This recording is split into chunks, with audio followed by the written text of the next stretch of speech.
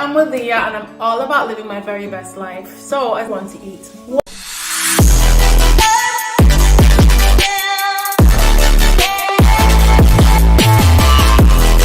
are the things you crave? What does your body really like?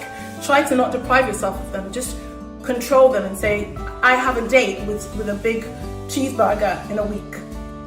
If I fulfill the things that my body needs that are good for it, but what do my taste buds need?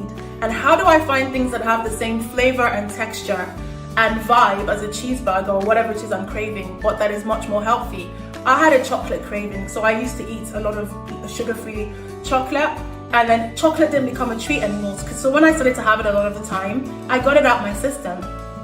I had essentially OD'd on chocolate so I could move on, and I didn't have such a crutch to it. So it's about understanding those things. Or sometimes nutritionists say that if we crave something salty, for example, that might mean something, so it's worth researching or speaking to a qualified nutritionist. I know a brilliant one. I'm going to tag her below.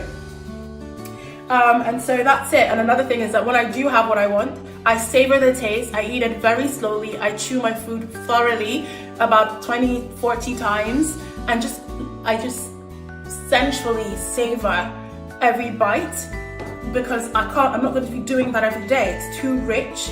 And in terms of what conventional wisdom is saying, we know the things that are good for our body, that are scientifically backed, and we also know how we feel after we eat them, that we have so much more energy.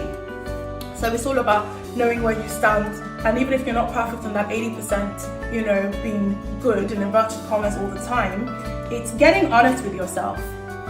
Maybe looking at MyFitnessPal, the app, and just looking and playing around with things.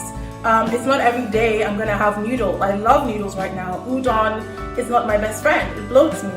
Rice noodles are better, but that's a lot of carbs. So sometimes I will have a stir fry with just vegetables, or I have zero noodles. So Eat Water is a brand. They have zero noodles, zero rice, zero fettuccine. So when I want that fettuccine consistency, I will just make a bolognese and have it with that.